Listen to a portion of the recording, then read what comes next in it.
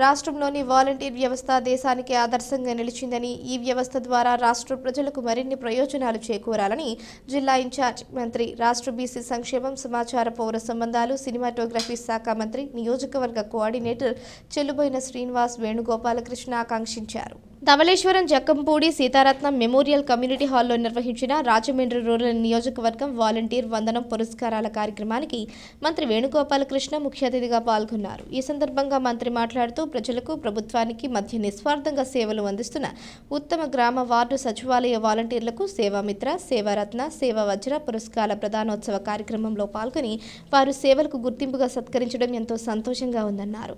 Rajahmundry rural నియోజకవర్గంలో urban 8వ డివిజన్లను కలుపుకొని రూరల్ పరిధిలో 877 మంది వాలంటీర్లకు సేవా వజ్ర, సేవారత్న, సేవా మిత్రాలకు వారు చేసిన ప్రజాసేవకు గుర్తింపుగా సన్మానమిస్తున్నారన్నారు.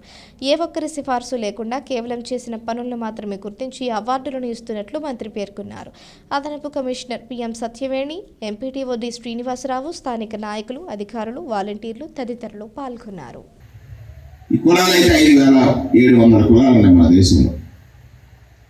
భిన్నమైనటువంటి సంస్కృతులు ఉన్నాయి. ఈ దేశానికి ప్రజాస్వామ్యం ఎంతో 6 నెలలు కూలిపోతారు.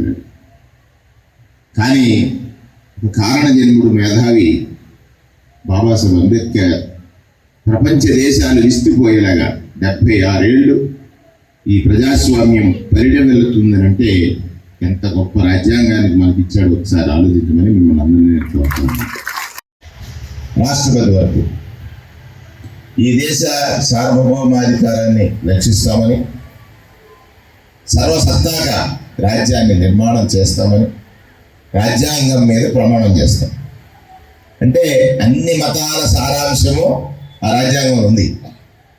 అన్ని మతాల సారాంశము, అన్ని ఆచారాల సారాంశము ఆ రాజ్యాంగంలో ఉంది. According to constitution we are living.